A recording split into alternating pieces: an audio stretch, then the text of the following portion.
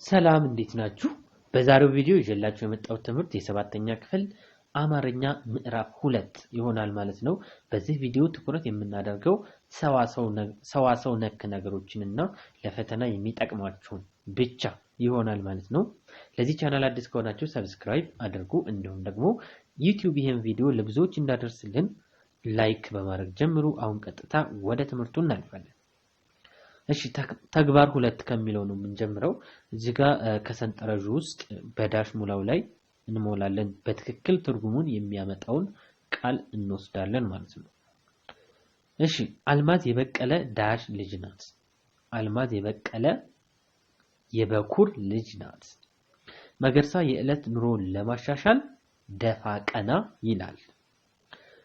እሺ ቀጥሎ ዶሮ ሳይጮህ ከቤት የወጣ ጀንበር ዶሮ ሳይጮህ ከቤት የወጣ ጀንበር እስክትጠልቅ አልተመለሰም። አራተኛ የመስሪያ ቤቴ የሥራ ባልደረባ የሆነው አቶ ሐሰን ከመኪና አደጋ ለጥቂት ተረፈ። ለተሰንበት የዘቢባ ባልንጀራ ናት። እዚህ ጋር የመስሪያ ቤት ስለሚል የሥራ ጓደኛችን ስራ ላይ አብረው የምንሰራ ሰው ምንድነው የሚባለው? ባልደረባ ነው። እዚህ ጋር ባልደረባ ነው የምትሉት ማለት ነው። ነገር ግን ጓደኛችሁ ከሆነ ደግሞ ምን ልንል እንችላለን? ባልንጀራ። ነገር ግን ስራ ቦታ ላይ አብራችሁ የሚሰራ ሰው ሁሉም ባልደረባ ነው የምንለው ማለት ነው። ይሄንን በዚህ መንገድ እንሞላዋለን። እሺ ሌላኛው ከዚህ ቀጥሎ የምናየው ደግሞ ምንድነው? ከዚህ ቀጥሎ የምናየው ነገር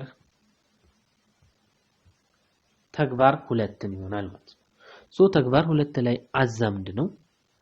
በአስር ለቀረቡት ከምንባቡ ለወጡ ቃላት ከምንባቡ አውዲ መሰረት በለስር ከቀረቡት ተመሳሳይ ፍቺዎቻቸው ጋር አዛምዱ ይለናል። እዚህ ጋር ተመሳሳይ እናዛምዳለን ማለት ነው። በሐስር ላሉት ከለ ተመሳሳዩን እንፈልጋለን። ፍቱን ማለት ወሳኝ የሚለው ይሆናል ማለት ነው። አሉባልታ ማለት ያልተረጋገጠ መረጃ ማለት ነው። ከዛ ማነቆ ለሚለው ደግሞ ወጥመድ ይሆናል ማለት ነው። እምብርት ለሚለው ደግሞ መሰረት የሚለው ይሆናል ማለት ነው። ስር የሰደደ የተስፋፋ ማለት ነው። ማጎልበት ማሳደግ ማለት ነው። ሩብ ዓመት ማለት 25 ዓመት እንደማለት ነው። ሩብ ዓመት ሲባል 25 ዓመት ማለት ነው።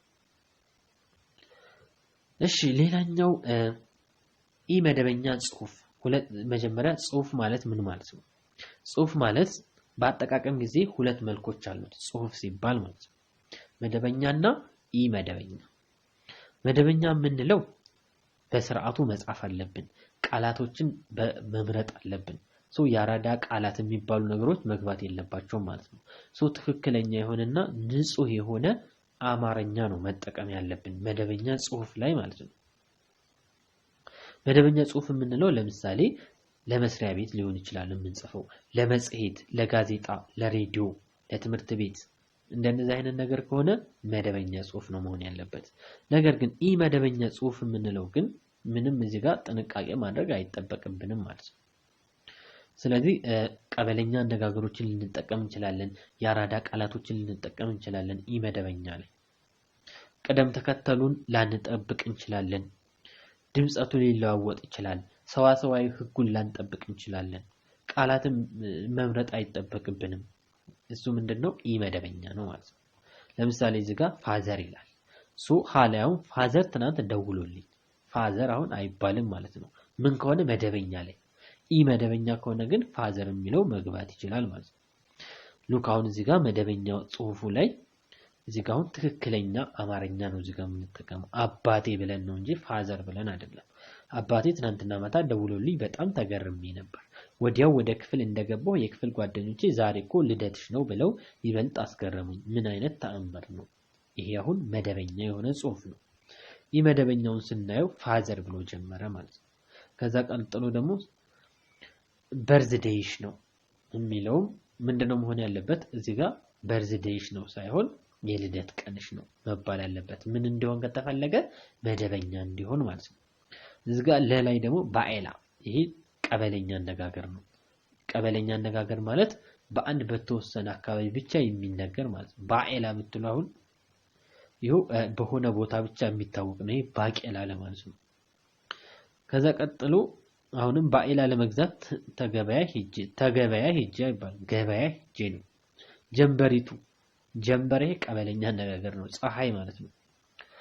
ጀንበሪቱ አናት አናቴን አለችኝ፣ አናት አናቴንም ይሄም ቀበለኛ ነው፣ አይሆንም። ወቅታኝ መታችኝ ማለት ነው። ፀሐይ መታኝ፣ ወቅታኝ ይሄም እንደዚህ አይነት ቃል አይቻልም ማለት ነው። አምሮሃ ላይ ደግሞ ተመልከቱት። አባቴ ከች ሲል አይባልም ማለት ነው። ይሄ መደበኛ ላይ ነው የማይባለው። ሉክ ኢመደበኛ መሆኑን ግን በዚህ መለየት ትችላላችሁ። ኢመደበኛ ከሆነ ግን የፈለግነውን ቃል የፈለግነውን ያራዳ ቃል የፈለግነውን አማርኛ ከእንግሊዘኛ እየቀላቀልን መጻፍ መናገር እንችላለን ማለት ነው። እሺ ከዚህ ቀጥሎ የምናየው ደግሞ ምንድነው? ቀጥሎ የቀረበውን አንቀጽ በማንበብ ከምንባቡ ለወጡ አዳዲስ ቃላት አውዳዊ ፍቺ ስጡ ይለናል። ይሄንን እዚህ ጋር ኃይሉ ይላል። ኃይሉ ከስኬት ይደርስበታል የተባለው ስራ ውጤት አልባ ሆኗል። ይህ ክፉ አጋጣሚ ደግሞ ለቤተሰቦቹና ለእርሱ ተስፋ የሚያስቆርጥ መሆኑ አልቀረም። ውሎ አድሮ አብረው ይሰሩ የነበሩ ጓደኞቹ ከጥሩ ደረጃ ደረሱ። ኃይሉ ግን ስራውን የማሻሻል እቅድ ሳያገኝ ቀረ ይለናል። በዚህ መሰረታውን አውዳዊ ፍቺ እናስቀምጥለታለን። እሺ ስኬት ለሚለው አሁን ከላይ በተቀመጠው ምንባብ መሰረት ስኬት ለሚለው አውዳዊ ፍቺ ስኬት ማለት የሚፈለገውን ውጤት ማግኘት ማለት ነው። ስኬት ማለት ስኬታማ መሆን ማለት ነው። ለምሳሌ ኃይሉ አልቻለም።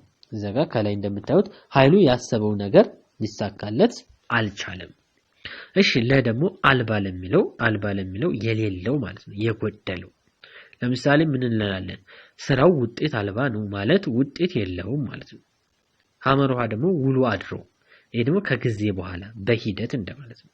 ለምሳሌ ውሎ አድሮ ጓደኞቹ ተሳካላቸው። መላይ ያለው ደግሞ ደረጃ፣ ይሄ ደግሞ ምን ማለት ነው? የተሻለ ቦታ፣ ከፍታ፣ የተሻለ ሁኔታ ለማለት ነው። ለምሳሌ ጓደኞቹ ከጥሩ ደረጃ ደረሱ ማለት የተሻለ ቦታ ደረሱ ማለት ነው። እድል ደግሞ ይሄ አጋጣሚውን መጠቀም መቻል ማለት ነው። ለምሳሌ ኃይሉ ስራውን ለማሻሻል እድል አላገኘም ማለት አጋጣሚው አልተፈጠረለትም ማለት ነው። ይሄንን በዚህ መንገድ እንመልሳለን ማለት ነው። ሌላኛው ሰዋሰው ላይ ስንመጣ የአሁን ጊዜን እናገኛለን። የአሁን ጊዜ የምንለው አሁን ላይ እየተከናወነ ያለን ድርጊት የሚገልጽ ነው።